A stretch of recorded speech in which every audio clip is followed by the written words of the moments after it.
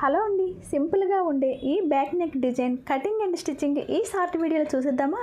ముందుగా బ్లౌజ్ పీస్ని square neck cut చేసుకున్న తర్వాత ఇప్పుడు ఎక్స్ట్రా పీస్ని కట్ చేసుకొని ఇప్పుడు ఈ పీస్ ఎంతైతే ఉందో దానిని మనం డిజైన్ క్లాత్ పైన పెట్టుకొని 2 ఇంచెస్ ఎక్స్ట్రా ఉండేటట్టు చుట్టూ కూడా కట్ చేసుకోవాలి. ఇప్పుడు మనం లైనింగ్ క్లాత్ పైన ఈ ముక్కను పెట్టి రివర్స్ చేసుకొని మధ్యలో ఇలా ఒక లైన్ గీసుకొని దీన్ని దూరంగా ఇలా సూది దారంతో స్టిచ్ చేసుకోవాలి. ఇప్పుడు మనకి ఇది ఎంత ఉందో అంత మార్కింగ్ చేసుకొని బ్లౌజ్ పీస్ని సైడ్స్ని ఈ విధంగా పెట్టుకొని స్టిచ్చింగ్ చేసుకోవాలి. మధ్యలో సూది దారంతో దూరంగా టాకాలు వేసుకున్నాం కదా, దాన్ని కొంచెం గట్టిగా లాగి స్టిచ్ చేసేసుకొని ఇప్పుడు ఒక స్టోన్ ఈ విధంగా పెట్టి స్టిచ్ చేసుకోవాలి.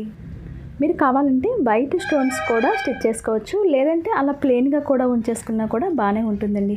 చూస్తున్నారు కదా, చాలా సింపుల్ ప్రాసెస్లో డిజైన్ బ్లౌజ్ అయితే రెడీ అయిపోయింది. Thanks for watching this video. మరొక ఇంట్రెస్టింగ్ అండ్ వీడియోతో మళ్ళీ కలుద్దాం. అంతవరకు take care and bye bye.